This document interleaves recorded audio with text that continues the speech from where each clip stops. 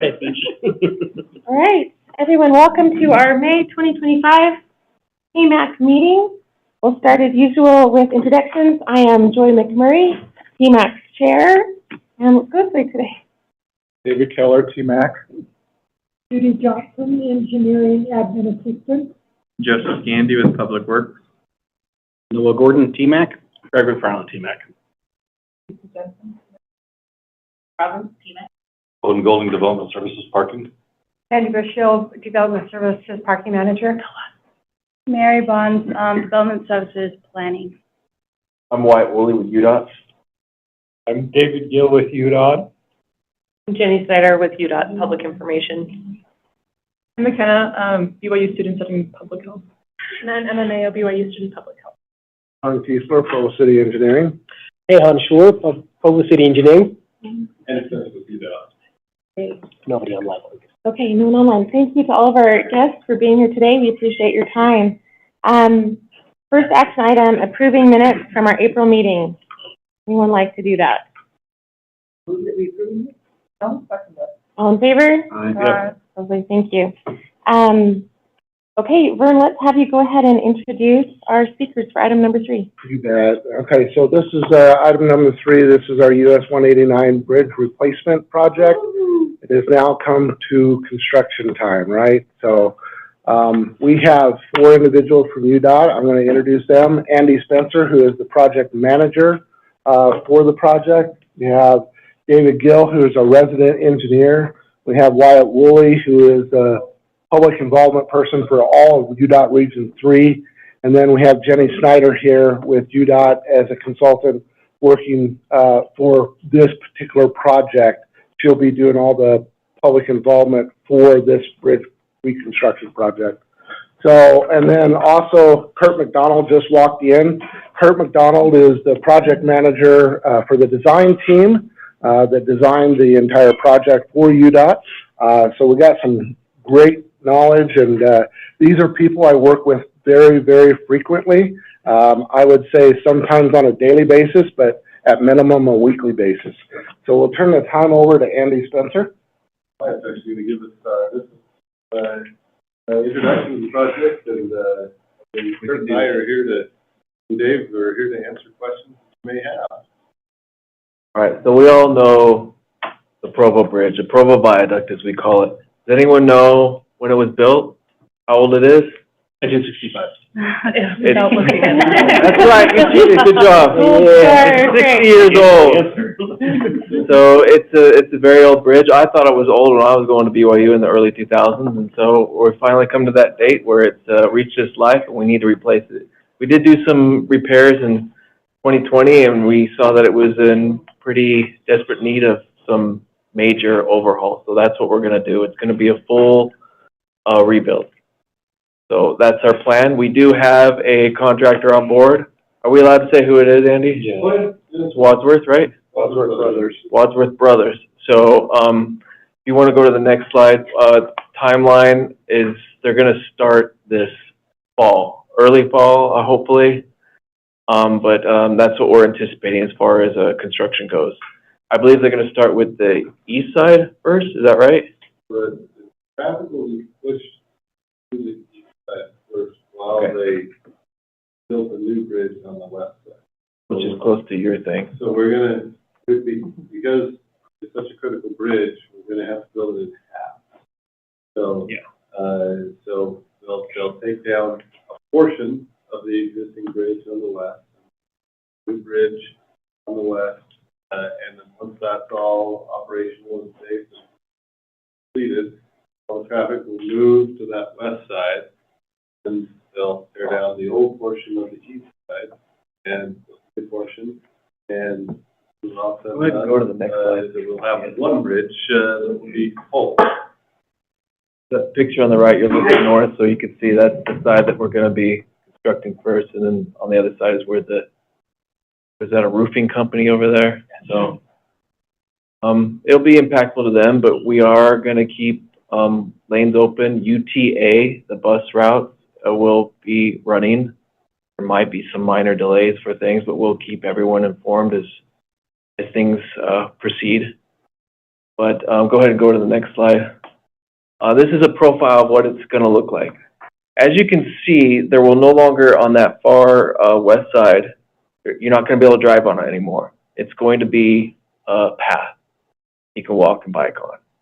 And then as you can see on the bridge, we're having full wide sidewalks, a wide, bike path, 2 full lanes, both directions, and same on the other side with the bike and the walking path, which is fantastic because I remember riding my bike across that bridge in the early 2000s and I never did it again. It was the scariest thing I ever did. I thought I was gonna fall on the tracks. It was horrible.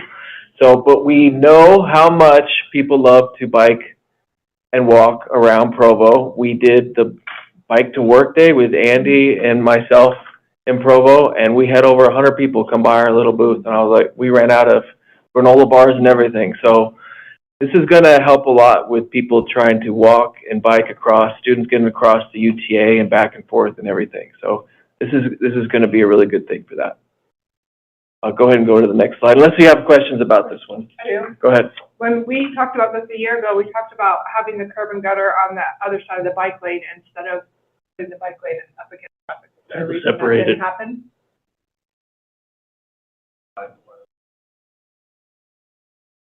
Just because people tend to go fast. I know. And you built this bridge with a 55 design speed, is that on a 35 mile an hour road? Probably a 45. Was it 45? When we talked,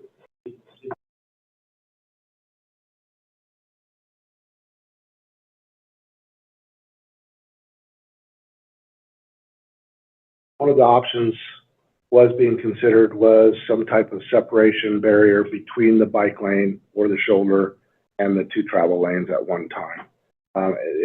They did take a look at it for whatever reason. It was not the preferred option that was selected. So it's a lot like our city streets that have a bike lane on it. Right, but those are existing roads that we've put a bike lane on with paved, rather than a new road that we're building not to preferred standards.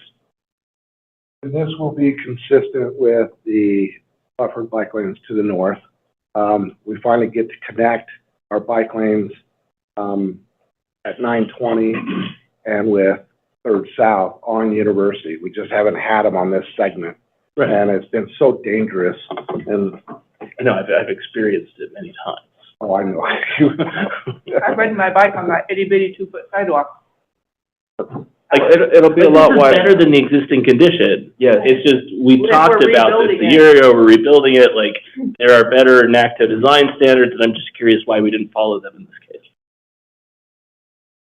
And I know that we have why, various reasons to leave the option out. So Indiana, it does need to be rise. We do understand. It does come, and there are many reasons for that, but something is, we do not, we've all seen our, they're a big truck, a big wing, and sometimes a wing on both sides, right? Yeah. And so, when you put a small, has done some of those bike boulevard improvements, and the city clears those, the cities equip themselves with that, right? Our snowplow fleet are what you see on the road. Sure. We don't clear snow with, in small spaces, and that 6-foot bike lane space is a small space. And so it comes with some additional, maintenance, that. Are we gonna be clearing the sidewalk?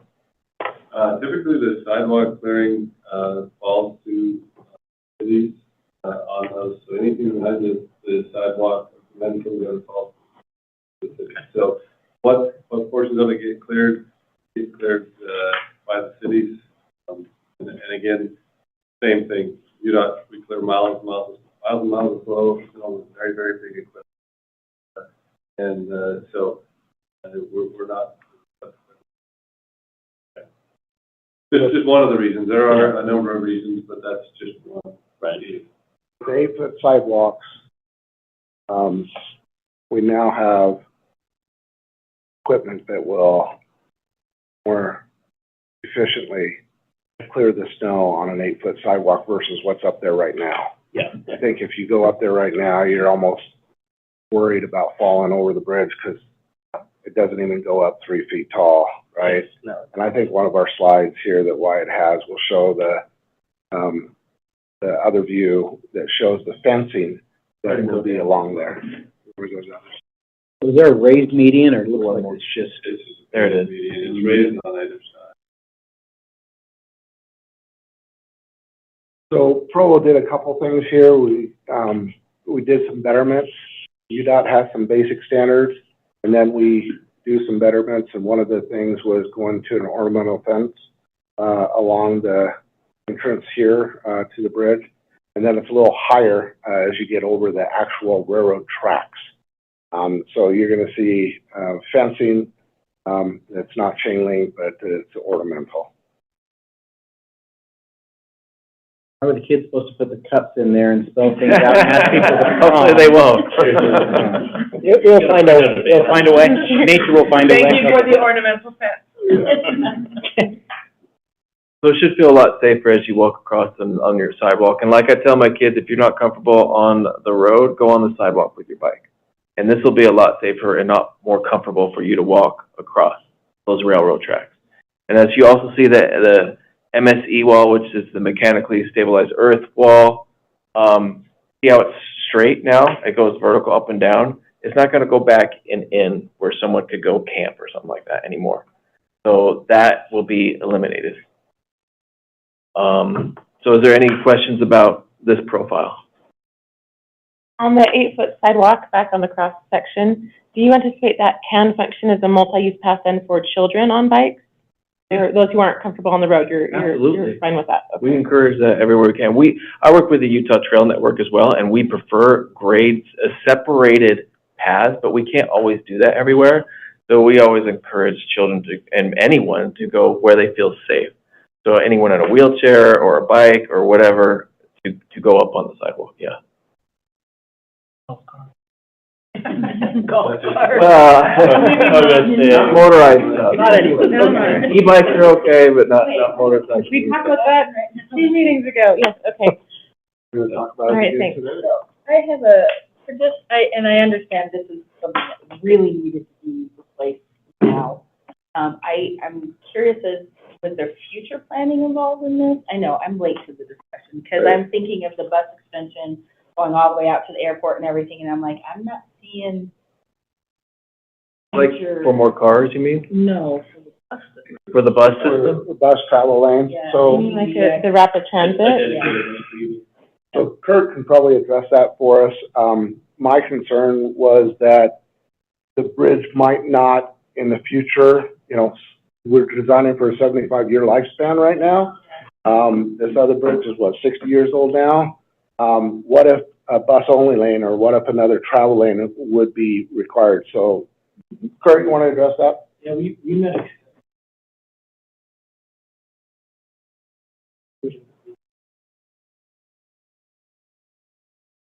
If you look at the route, there's not a stop between the Fourth South and the station, so they just merge right into it and go over. So it seems like a really amenable, like I never see any backup of those. Well, and I understand that for right now. I'm looking at planning, and I know talk about getting UBX out to. So Would they use this bridge on that thousand? that's. I don't know that they would use this because It would the go down. intermodal center is south, and they'd probably just go straight down to Lakeview Parkway from here, from that Yeah, point. we're 900. So after the train station, they go down, Freedom to the mall. And then they go across through East Bay and around, like the old Nobel campus. So it doesn't come back to Center Street or anything. It goes, like, I imagine it would go from East Bay down Lakeview Parkway. That's what I was. Yeah.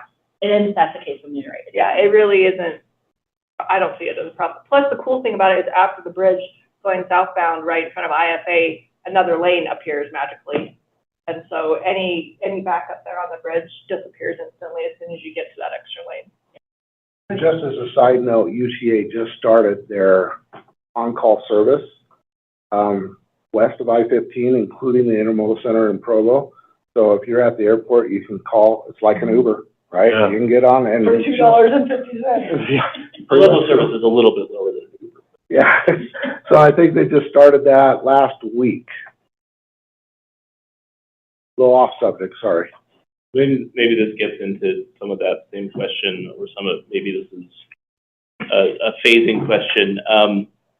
Union Pacific, of course, does what they want to with their trains, but have you asked them not to park freight trains across Freedom during this construction project? Or when are we building the bridge across Freedom, across the tracks of Freedom?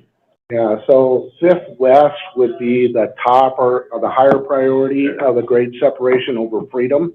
There's more traffic on Fifth than there is Freedom.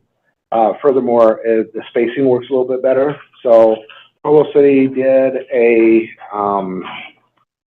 grade crossing separation study for about 5 years ago. The reason why I know that, I was a consultant doing that study. As far as prioritization goes, it would be Fifth West first. Okay. The question is, like, UP regularly parks freight trains across Freedom. And that's not as much of a problem for pedestrians and bicyclists now that you have the bridge across. But like, I imagine that Freedom will be more traffic diversion during the construction of this project. I'm just asking if this has been like studied, looked at, asked. Union Pacific. Like, I mean, railroads do whatever they want to do, and we can't really stop them. You could ask. Like, we can ask. And We are in communication. Especially with we're emergency in vehicles and things like that. communication, and if you talk to UP very nicely, they're not being nervous, but But they're a railroad. they will say, we don't know what trains to do where, a week from now, and so, we don't have any control over this.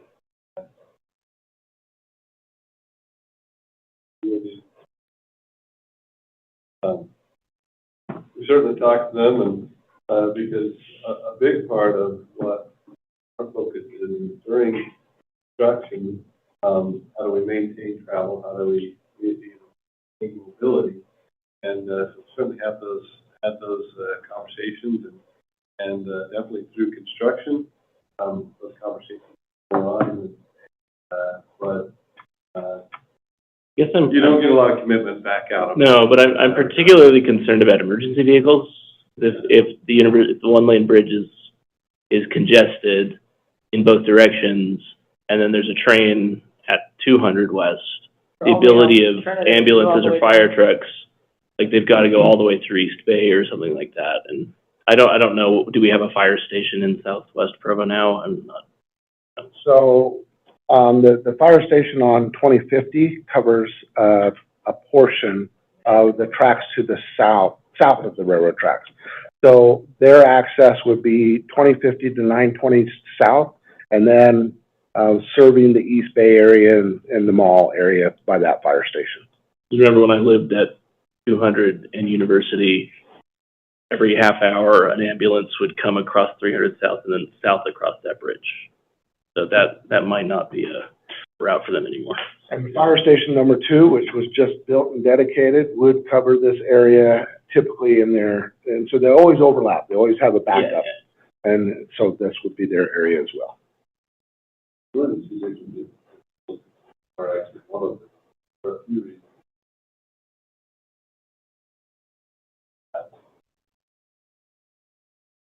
Rather than just closing it off, and just building it all at once. It'd be faster.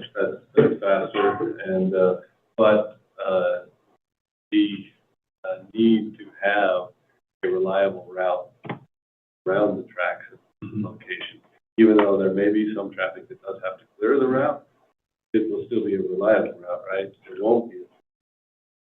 That is actually one of the contributing factors.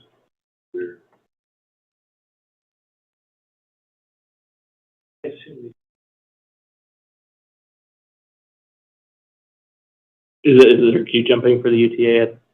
Uh, Well, it would get them to the end of the bus route, right? Yeah, They could- yeah, so the, all of your EMS.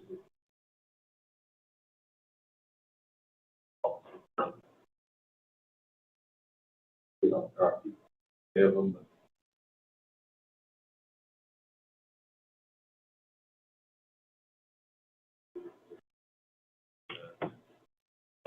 I can appreciate your question, and we have certainly had those conversations.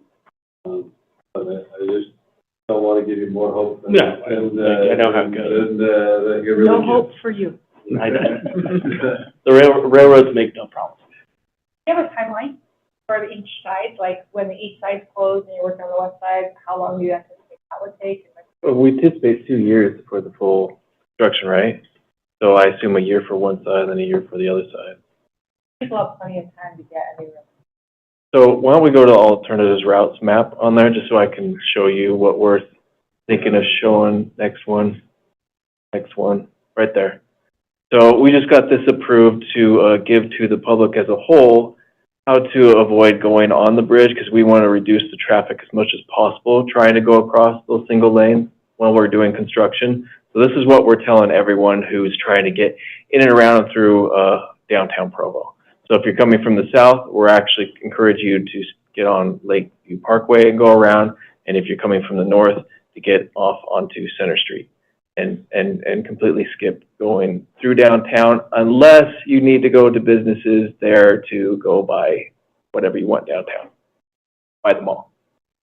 Another element that we're working really hard is we're trying to aid to the over-the-road trucking stations and keep them staying on the freeway all the way north of Forum and north of there east. They have made that an official trucking route, 800 north coming from the canyon down to stay on 800, but they're guys just like us, and they just look at their phones on Google Maps and they say, oh, I can just cut through Provo. But once this project starts, they're going to be like, oh, I don't want to go through there. It's too much traffic. So they're just, hopefully they'll stay on 800, and you'll see a reduction in truck traffic, hopefully, through Provo and So University. how do you communicate these alternate routes? You just hope they look at the right We're actually Twitter working page? with, so UDOT has a weekly email that goes out to all the truck carriers. So that'll happen, then we're working with the Utah Trucking Association and neighboring trucking associations to make sure that people coming to this area, especially headed up Provo Canyon, know to take that alternate route. And What not about go through. local residents that would be inconvenienced by this? How do they find out about it? It's on our website, and it'll be part of our messaging once the project starts. Well, the other thing that we're going to do is when that is not needed, we can't take priority on that. It's crash, caution, or whatever. When there's an emergency, that needs to come first. But have off for 3 times on that.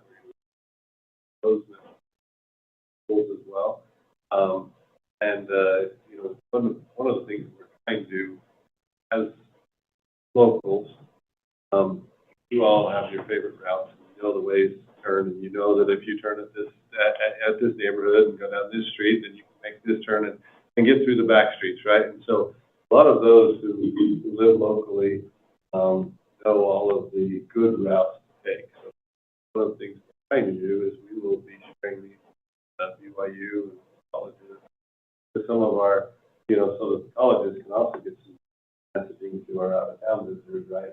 Because the out-of-town visitors don't really have that same knowledge of the back roads, so to speak. And so this is kind of our global messaging, and hoping that those that are getting trouble for other reasons, larger routes, but then also keep those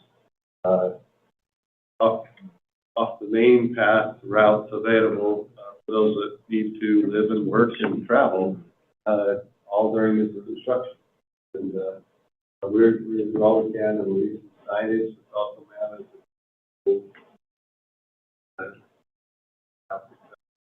And singing, you probably tap into the. Correct. Yeah. We're working really closely. And, before the meeting started, we were down at this end, and our real debate is and Jenny and Wyatt do this professionally. I trust their opinions. The question is always, at what point do you give? What's the right point to give the right information? Right? Give too soon, and then people don't see the construction. They're like, hey, what are you talking about? You know, you kind of cry wolf a little bit, but if you don't give enough information, then why didn't you tell us, right? So we'll hope to find that perfect balance for giving just the right information at just the right time. I pray for you. You know, Andy, We will be hosting a Meet the Contractor night as well as we get closer to construction, where the public will be welcome to come and look at the scroll plots, ask questions of the project team and the actual contract team. So we've got a lot of points planned between now and construction on ways to touch base with local groups, community groups, and then just Provo City in general. So that is all part of the plan and moving forward. We've just signed the contractor, so now is when it really starts. You don't have like an exact date where you're, okay, and it's. No, we'll communicate that once we have it, but we'll work with the contractor now to build out that schedule. Okay. Like, otherwise, you Yeah, should know that sooner or later. Right now, in our conversations with the contractor, and before they can start impacting the travel lanes, there are some utilities that have to be adjusted, then move some utilities out of the way for the business. So right now, they're talking about starting in September, October range. The latest, I think, they'll start is about just any of their work. They're talking about starting any of their work right around fall, right? So kind of in that September, October range. On our flyers, it's on your desk, we got a little There was anxious. a We typo thought on the front there, somebody- yep. We thought, the contractor's for sure gonna start at least that work in the summer, and so we printed some flyers ahead of time, and it does say summer on there, so we apologize. But it's actually fall. In talking to the contractor, because when we bid these projects, we give the contractor a window, right? We say, okay, here's your work window, and our particular contractor who won the bid said, you know, we're gonna approach this, they have some good reasons, and there's a lot of permits, et cetera, that they have to get with the railroad, even though we have done all the groundwork to get to this point. The contractor still has to get the number of, permits from the railroad, both from Union Pacific and UTA, and the contractor looked at that and said, there's enough permits, et cetera, we get started on permits now, so that we know we have all of our permits and we can actually go to work. And so, they're doing a lot of that lead up front end work that you wouldn't see, you know, the behind the scenes work right now, and then they'll get the real work that matters. We're in that September range.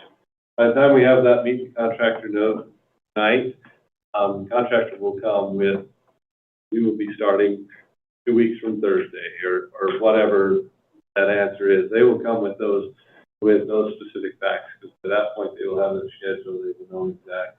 They've talked to us in generalities, and that's why we're talking to you in generalities, is because we don't want to commit to one thing and then have that realized. Any other key information for us? You want to point out that there is some minor construction near the interchange, South Interchange, University Avenue interchange right there, in orange right there. Again, we don't know exactly when that'll happen too, but hopefully that'll be minor impactful, but we'll be doing some work right there as well. The next slide just shows basically what this is, but if you We got 2 slides, Kahan, we skipped over. That's just a review of what we saw. and we kind of talked about it, We did. so. Okay. And I would encourage you all to go to the website. There's a place where you can sign up for updates. We're building that database now, and as the project gets going, that's how we're going to disseminate a lot of this information. So all of that information on how to sign up and where to sign up is on the flyer and the card. Thank you. What, Mike, just a quick question, short for answer. The minor improvements on that. Part of the project. Part of the project. Okay, so you're gonna be having delays at the interchange and. We don't know, Beth. I've been asking that question. What it is kind of simplistic. the asphalt areas of that is being converted to concrete, Oh. okay? That's the construction that's being done. So it's not, It's, it will be because we've got to dig up the asphalt, place the concrete. Concrete has to cure, and then you put the traffic back on. Yeah, the cure times is what's gonna be So, interesting. you know, 2 weeks, 3 weeks. Yeah. About 2 years ago, when the discussions kind of started, I was representing city for the University Avenue Bridge project. There were talks on the betterments. I don't see a slide on the betterment side. Do you mind giving me some details of what betterments are the betterments here with the fencing and the lighting. the lighting under the bridge as well? Yeah. I assume there's lighting on the We bridge. did lighting, Yeah. we did fencing, and we did, colors, I think, right? How about Kurt, what was it? Yeah. Right. Underneath. Yeah, we can push it. how about a logo? Was there a mural or logo discussed at some point? It's not ideal. We did discuss whether we would have Provo on there or something like that, but UDOT stopped doing that. Okay. Because we kept getting so many weird requests sometimes from all these different cities across the state, and we just said no to all of that from now on. Thank you. I think that's the time we have. I had one very short question to think about. As we're thinking about truck diversions coming southbound into Provo from that direction, there's always a very long queue on the ramp into Orem. And so at that point, when I'm deciding which route I take southbound, it's very clear that the correct choice is Provo. And I don't know when. You talking about the canyon? The canyon. Between 800 and. Yeah, it's a turn off Yeah, to 800. turn off. So trucks coming down Provo Canyon. We are fully aware of the backups daily. We have one of our engineers, our DE, actually lives up the road and he hates it and we want to fix it. But we're gonna have to do a major study. Oh, yeah, I'm sure. And it's gonna be a major project. Yeah, you're gonna have upgrade it. to rebuild that interchange. with And there's different some bridges major stuff. power poles and stuff. It's in the rivers, right? It's a big deal. Just as you talk about alternate routes for trucks, there's the It's northbound on our stuff, list. there's also the southbound stuff that you have to advertise. Yeah, we do need to make sure we've got and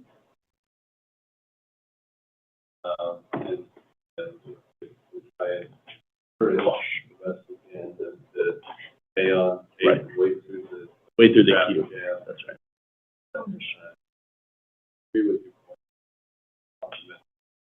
Right, that's daily traffic jam, we tend to encourage somebody who's traveling through, take what appears to be the fastest. That's right. Only until they come down. Yeah, then there's plenty of resistance, and they've added themselves to the resistance. So I agree with that. Do any of the UDOT folks know, I mean, you're gonna have out-of-towners that are just gonna follow Google Maps. So is there a way to preferentially tell Google Maps, just make Google this? does their updates every 6 months.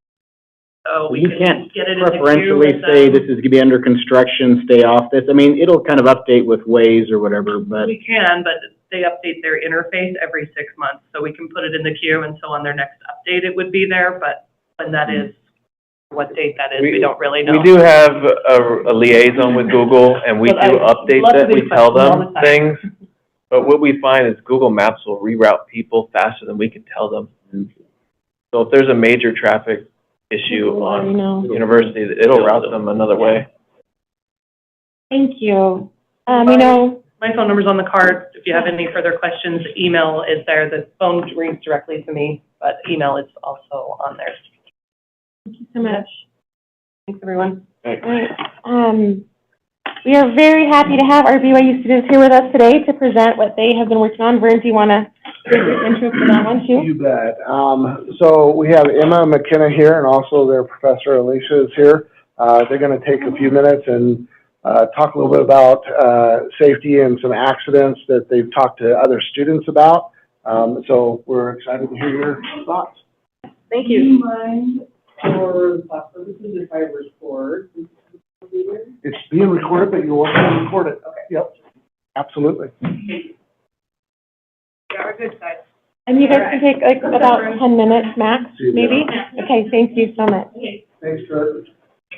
So first of all, we just want to express our gratitude for having a seat at the table, having a voice as BYU students and as residents of Provo. We feel really strongly about this project.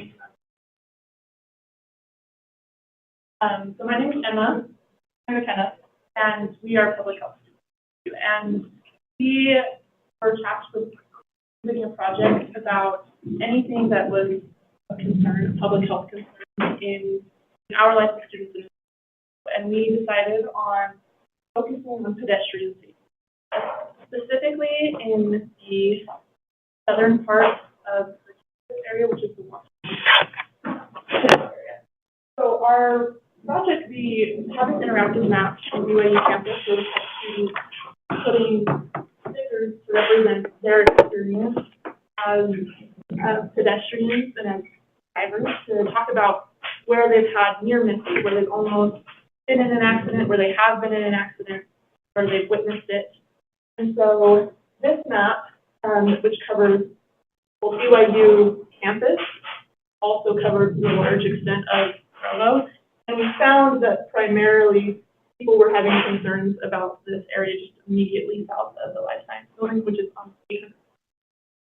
So on this side, we decided to hone in a little bit more on that because we can't fix all the problems in Provo, as I'm sure you're all aware. On 800 North, each student would put a corresponding color with. So blue is almost having been hit by a car. Red is hit by a car while walking across 800 North. Purple is hit while riding a bike. And then orange is witnessing someone else almost get hit, and then green is almost. And so across 800 North, you can see that there's some real hot spots for where there are accidents, and this is just student reported. So this has been our concern, that we want student safety, but safety for the residents of Provo and those that live in that area. Go ahead. When you were doing your breakdown, you said you were focusing on pedestrians. You also asked about bikes. Were you asking about any other micromobility? We were not. We focused just on pedestrians and bikes. We didn't do too much about electronics, scooters, or.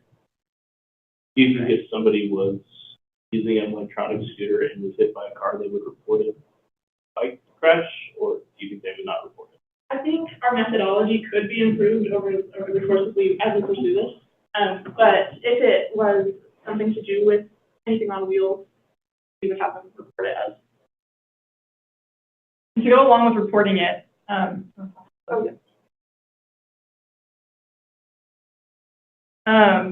so another group in the class, we also focus on the reporting system.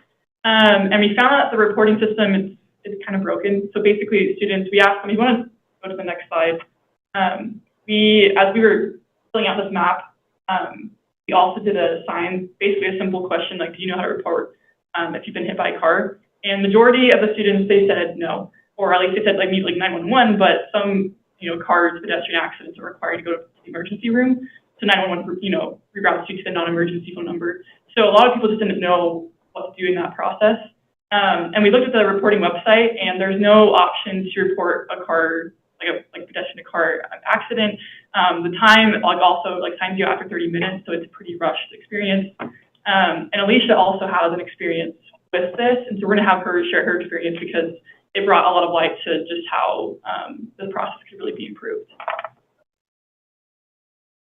So I wrote mine down so that I can share this with all of you and you'll have it word for word, okay? So my name is Alicia Reddell. I'm a resident of West Provo. We have been a one-car family for years, so I commute by bike or scooter or by foot through our city every day. On September 11th of 2023, I was riding an e-scooter, which is licensed with the city, to work at BYU, traveling east on 800 North at about 20 miles an hour. I was wearing this bright yellow helmet and a reflective vest. I was in the bike lane, obeying all the rules, all the best practices. As I passed through a green light at Freedom, a minivan suddenly cut through my bike lane to get into the Mountain Lands Clinic parking lot. I had no time to stop. I crashed right into the side of the van.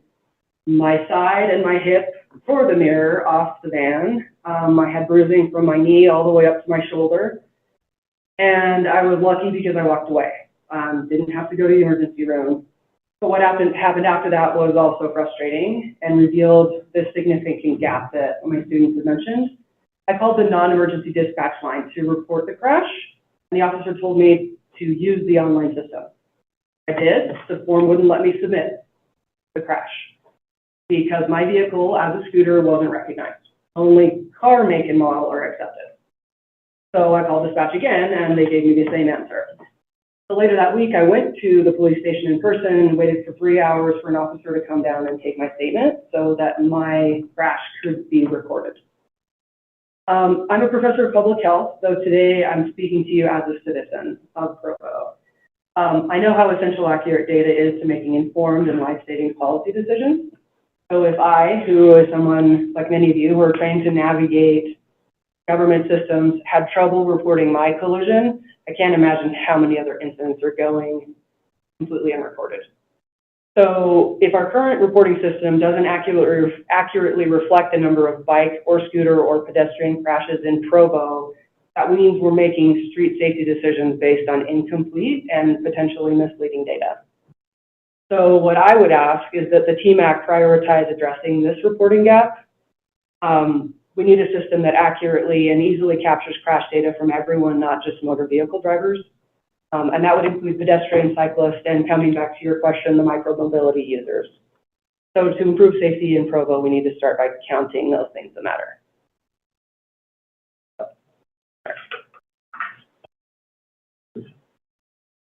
And for us as students, this is something that we don't.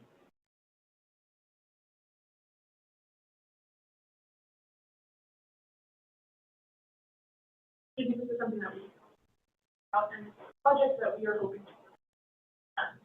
in the context of you and out of it endurance experience, but we are more than happy to help in any way that we can. So we kind of wanted to ask some questions to see if there's anything that we could do moving forward in which be of help to the city, or of things you would like to see, considerations that you'd like. Any recommendations? Any educational component? I mean, I'll be honest, I went to BYU. This is, I'm guessing, the botany pond. I can't see. Yeah, that's right. That's Okay, so it still seems though like there's an unwritten rule that if you are a pedestrian student and crossing a street when there's a car there, whether it's at a crosswalk or not, you are not to make eye contact with the driver, which is the stupidest thing ever. It's almost like if you make eye contact, then the driver won't stop. I find it incredibly frustrating as a driver that as I'm coming up there and I'm, watching for these students, they like keep their head down and then just go ahead and go across the street. I give them the right of way, but it's like, could there be some more education given to the students that if you are a pedestrian, you do have the right of way, but the vehicle has momentum, and it's probably going to win if there is a conflict. So I don't know. It's funny because I have exactly the opposite reaction to you. I'm driven insane by students who wait on the road and like they let cars pass them. Because it's not clear, are you stopping or are you going? Yeah, and it's like the students, and I think this is actually where design would help a lot. If we had more bulb outs where the people could begin their journey across the street in the roadway, I think it would improve safety a lot. And it would not be very expensive to do. But you don't have to rely on, I don't know, it drives me crazy when a student is waiting, and then I stop for them, which is the law. I have to stop for them.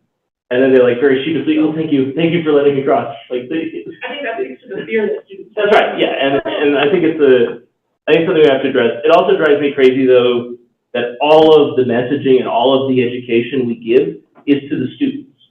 BYU sets out signs every semester, make sure you watch for cars, make sure you do this, and there's zero messaging to drivers saying it's the law that you have to stop for them. I disagree with that because you're taught in driver's ed that you're supposed to. When you were 16. But you still have to take refresher courses. Kind of. My husband didn't even have to take driver's ed in Texas. Yeah. Well, that was Texas. But then you come When my to husband came down Utah from with the Idaho, Texas. he had to retake his But if you're driver's in ed test. Utah, I've never had a refresher course. I've never had one either. Yeah. When I Unless renewed, you get ordered to do it because. when I renewed my driver's license, they made me take a 4-question test, and they gave me the manual. None of the questions involved safety, none of them involved assignment of right-of-way, none of them involved anything. It was like, do you have to wear a seatbelt? What happens when the light turns red? Like, it was, like, the driver education is effectively zero. And this would be a really effective place for that when we have so Exactly. many points of conflict between cars and pedestrians, to have some signs, maybe the ends of this corridor, reminding drivers, like, lots, but Yeah, they happen if a we few put times already, right? I mean, we have But if our. we put out a sign on the sidewalk that tells students, hey, make sure you look both ways before crossing the street, we can also put out a sign that tells drivers that pedestrians have the right of way. What the pedestrian crossing signs are for? That would be lovely. They're there, and we release on a monthly basis, public information on our website, not on our website, on the social media about safety. Zero Fatalities does an outstanding job of educating the general public and being safe. We can all be better drivers, we can all be better pedestrians, we can all be better bicyclists, right? Scooters, micromobility, whatever we have. Lisa, thank you for sharing your story, by the way. I appreciate that. I would have called 911 as soon as that occurred, right? So my message to you as students is I deal with safety data all the time. Safety data is prioritization. It helps our prioritization score. If you don't report it, it never happened. My message to BYUSA and the Student Association is to get the word out. If you're struck, you got to report it. I don't care how minor it is. Or how late to class it'll make you. Very good point, Lisa. But I think the students make some really good points about how the reporting system can be improved, right? Right. Well, they identified the deficiency. I haven't heard a solution. And so my solution is you report everything, because I use that data. It's funneled through the University of Utah and UDOT and the Highway Safety Office. And believe it or not, it does a lot of project prioritization for us. Is your recommendation that they call 911 then? Is that the best way to get the data reported? But I've also waited 2 hours for a 911 call too, because it was lower priority, obviously. You're not injured. You were injured. Kahan is actually working on, just so you guys are aware, I have conversation with Professor Crookston. You may know him, Ben.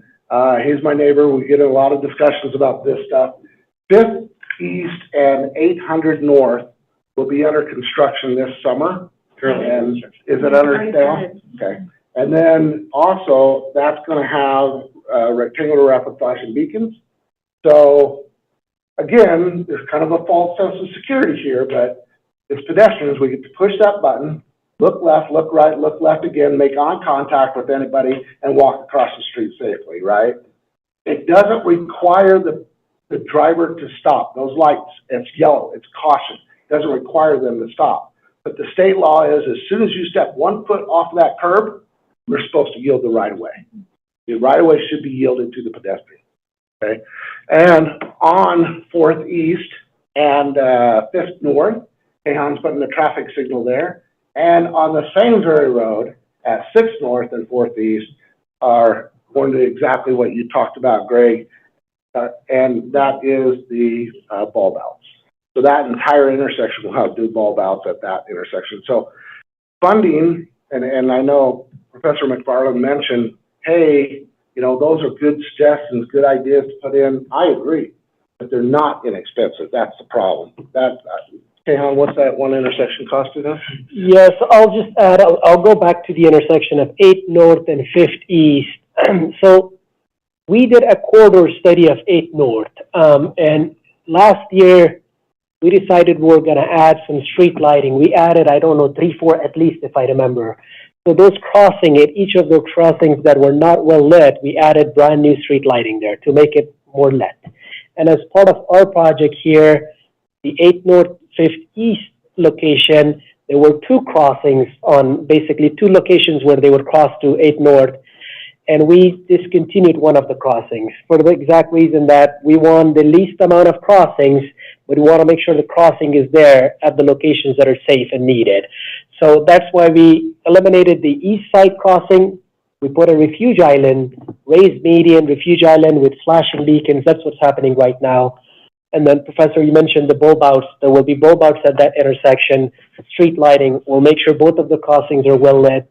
These are just some of the things that we do, but it all starts with reporting. It's very important. When I look at these projects, it all starts with a crash report. So I do a full analysis of that intersection, and it only gets funding or priority, like Vern mentioned, if there's enough amount of crashes there. It's sad that we go off of that data, but that's how it works. But I think there's an interesting, and there's something that I really love about what you've done is you've asked about near misses. This is data we never get, like ever. Like it's so hard for us to get. It would be nice to base it off of near misses instead of fatalities. That's right. Like the truth is we put in crosswalks after someone dies. And getting data on near misses helps us identify where somebody might die. And so specifically asking for this is good. I almost wonder if you could help us design, or we could look at a near miss reporting system for pedestrian issues. There is. Is there one? Yeah. Okay. In fact, I've looked into them, and so that's something we could probably even have a presentation on if the TMAC is interested. I think what I learned today, and the most important thing that I learned from you guys today, really appreciate being here, is that reporting system. Unfortunately, we have a police officer that comes to this meeting. But they're not here today. He's not here today. Unfortunate, yeah. So I will be talking to them next Wednesday on my weekly meeting with them to talk a little bit about this, because that should not occur. We want everything to be reported. Now, hopefully it's, not an emergency every time, right? But that should not happen. So that was so important for you to share that information. And I want to bring one more key point here. Reporting, we already discussed that. The second most important thing, David, he lives in the Joaquin neighborhood. David, was it 2.5 years ago, would you say 2 years ago, that you came into the city and you brought it to our attention that, look, the intersection of 5th North, 4th East is not a safe intersection.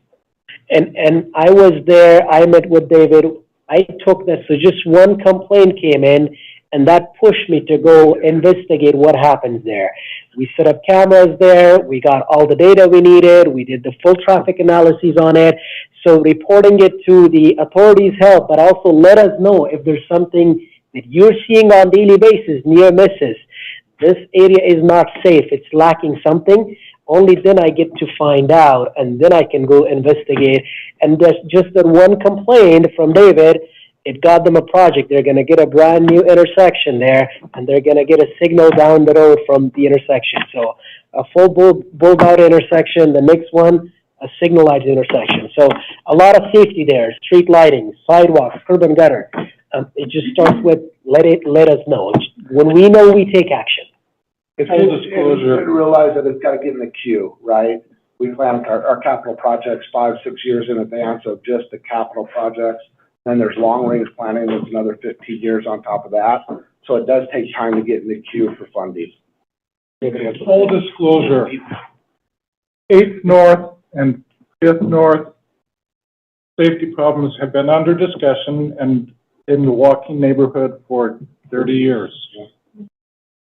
So I'm really excited that we're getting some of what we've been asking for. We really appreciate you coming and bringing this to our attention today and sharing your story with us. It might be TMAC that we choose to revisit this in the future. I think this is one of the most dangerous areas in Provo, obviously, and it might be worth doing a deeper dive on this in the future. So thank you so much for being with us today. We really, really appreciate it. Educating the students. I feel like every fall, we should have a massive education campaign in Provo for the drivers and the walkers and the micromobility, because everybody needs that refresher course. I had a story that was one brake squeeze away from your story, where I was in the bike lane doing everything right and somebody made a right turn in front of me and I almost hit the side of theirs as well. And those aren't statistics that anybody sees of how many times that happens. every driver needs to know anytime you cross over a bike lane, you must Watching. assume there's a biker Watching. there. And those are things we didn't learn in driver's ed because it didn't exist. Those are things I've learned being on TMAC. I have learned being here. And this is probably also profiling, but in my experience, the worst drivers on 800 North are other students, right? Or people who look like they are like the students. Like signage that says you shouldn't be looking at your phone when you're crossing the street. Often, they're often on the phone. Any street, any crosswalk, any electrical, whether you have a green light or not, you should always be looking for the cars that might turn left in front of you, for the people that maybe are running a red light, for anyone else coming, for a scooter that thinks they're gonna bypass their lane, whatever. And these are things that people just don't do until they've had a bad experience. Also, half the drivers are on their cell. Well, that's what I was gonna say, whether you're in the car or outside the car. Can I just say one more thing out I know, there? we've really got to, zoom here, guys. I have seen an increased police presence on 800 North ticketing cars, by the way. I think we should skip to, because you're the. So I would say micromobility, we can't do that justice today. Let's save that. Let's think for next time.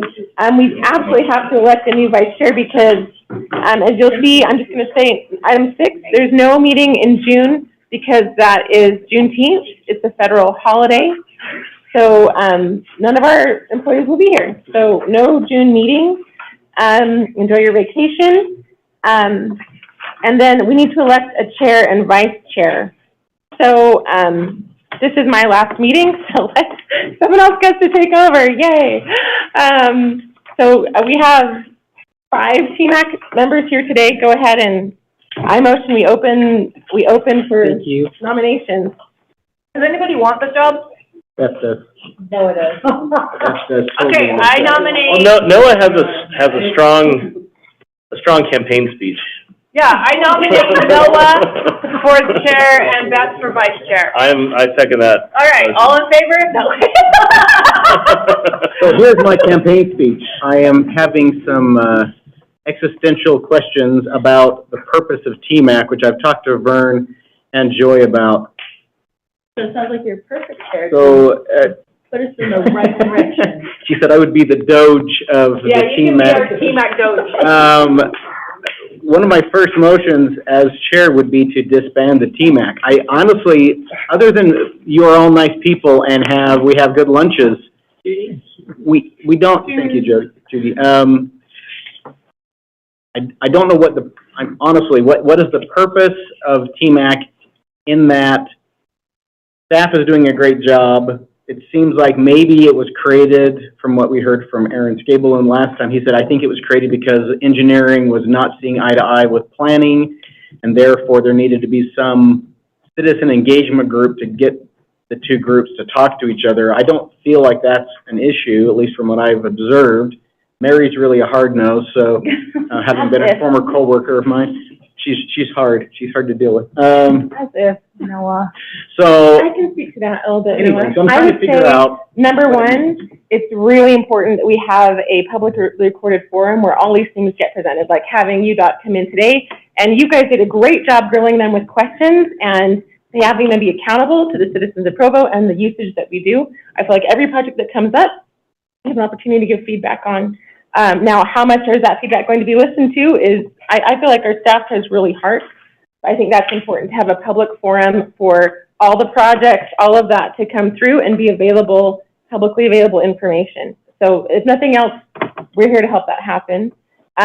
Secondly, I think there are many opportunities for TMAC to be more proactive and work more closely with the City Council in actually moving forward on the many transportation needs we have.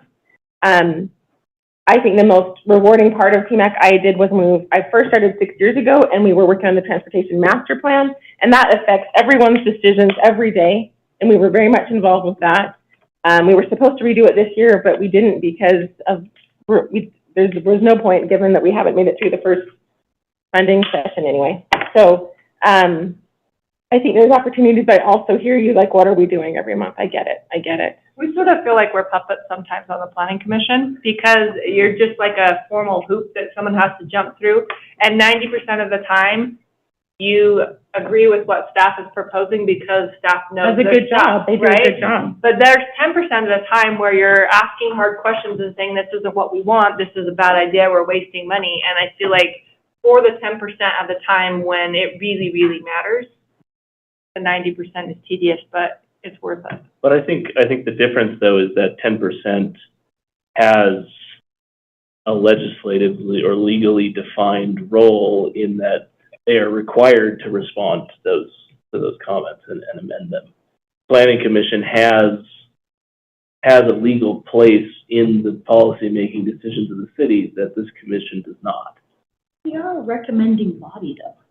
And so is Planning Commission. Planning Commission is for Planning a lot of Commission's things. recommending for most things, and they're codified by state law, right? Whereas this committee is more of a citizens committee that is not codified by state law, but codified by city code. And I understand Noah's concern, and in fact, what I would like to do is be able to work, I don't want to see it disbanded. At least let's see if we can make it more meaningful for your time being here. I think this is a great example of what we get. What other audience would they have had Well, the if this question would committee be, didn't exist? but without city council members here, I mean, to me, that's the most meaningful part when we have a couple of, like George, We do. and Catrice are here, then they hear it, and then they can be an advocate at the legislative body. But without them being here, quite frankly, if I were them, I would not go back and rewatch this, because I have other things to do. So, George is usually here. And no, they are both usually. They're both. I'm saying when they're here, then it seems like it actually. we actually have time to make a change. Catrice is online right now. Okay. So she's online. So that, then if they hear it in this group, then it actually goes somewhere. Otherwise, in the middle of the day meeting, I don't know how many people, quite frankly, from the public are sitting down there watching, I'm taking furious notes. You know, oh, that's a good point there. I think what I might propose, and the motion has not been voted on to make you the chair, but we, Report it back on discussion to know if Noah's even invested. no, but I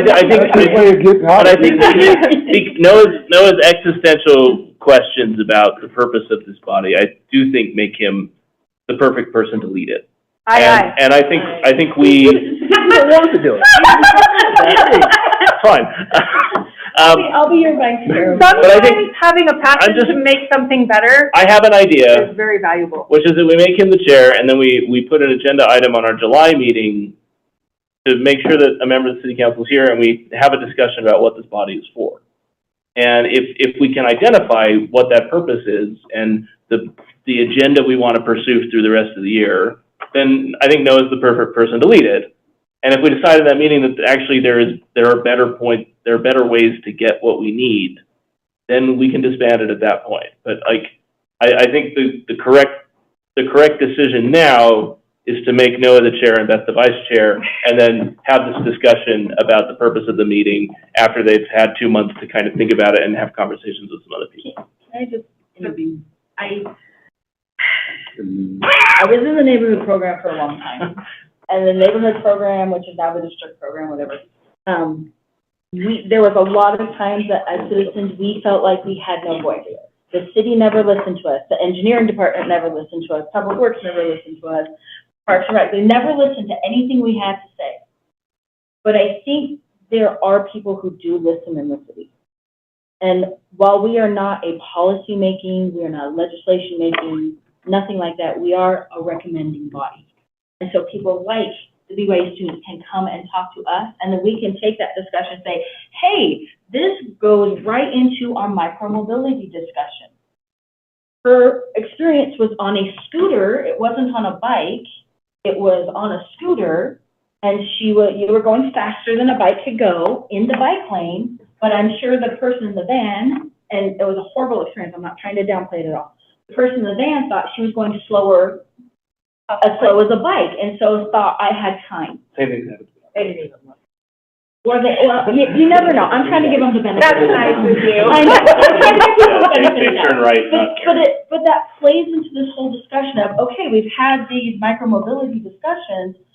I would recommend, this is what we would recommend to city council. You really need to look into what's going on in our city.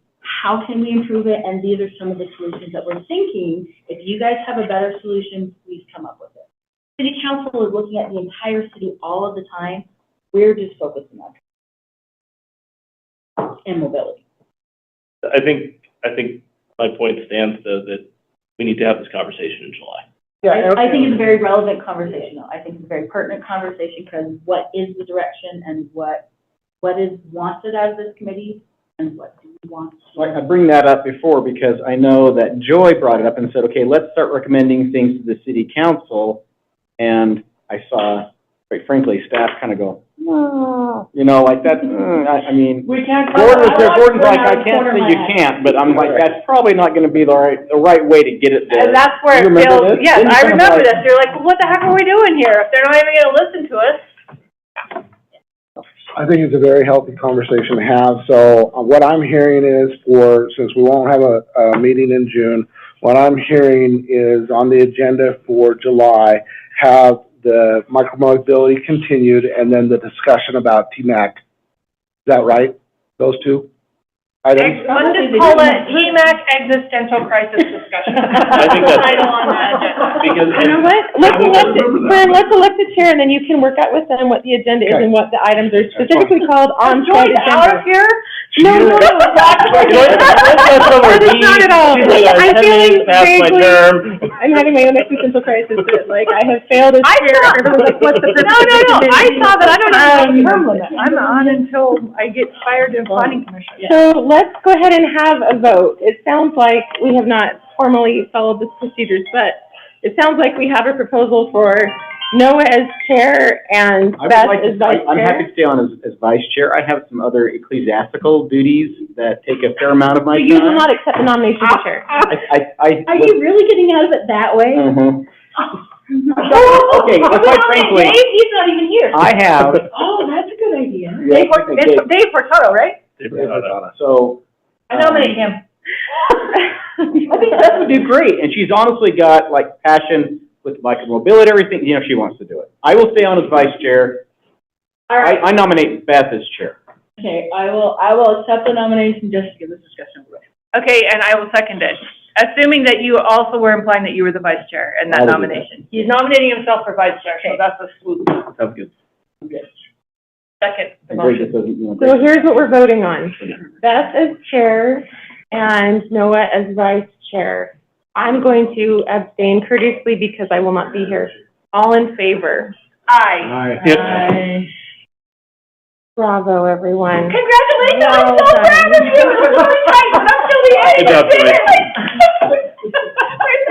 Okay, thank you, No, everyone. we're not done yet. You skipped over. There's a Okay, special okay. recognition. I think it's for Joy. It is for Joy. Right. Joy's been our chair for the last couple of years. Should have been an almond Joy. And, oh, there you go.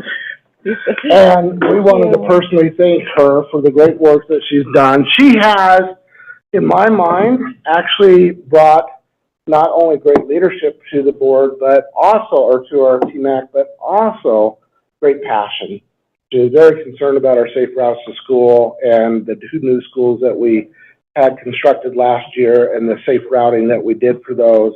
I've had a chance to work with Joy on the TMAC as well as with a school, and she's been very gracious, very professional in all her dealings. I also want to let you know that my personal thought was that that she was really open to every opinion, willing to listen to all sides of an issue, and making sure that one side wasn't being dominated over the other. Joy, thank you for your leadership. Appreciate it. It was a joy to work with you. It never gets old. You'll never escape name puns. No, it's all right. I graciously. You have it all. Thank you, everyone. It's been a great adventure. Thank you, and good luck in the future. All the work that goes into this. We call Joy back on a monthly basis as a special consultant. We hope to run into you in the future, just not in a biplane. Probably in the produce section of the You're on one grocery. today. Okay, Vernon fought valiantly today. There was a lot to try to get to an hour. Oh, we tried. What are we talking about in the micromobility discussion? Because I feel It's like been so long. I feel like it's, Put it on there? I feel like it's been on the agenda. Okay. I think that we had a conversation about micromobility. We're adjourned. There was But never- we've had talked We need to about it. wrap it up. It needs to be wrapped up a little bit. We've had a lot of presentations, but we haven't had time to do that. Whatever you want to do. Are we pro, anti-micromobility? Are we gonna, I don't know. like, I am. are we gonna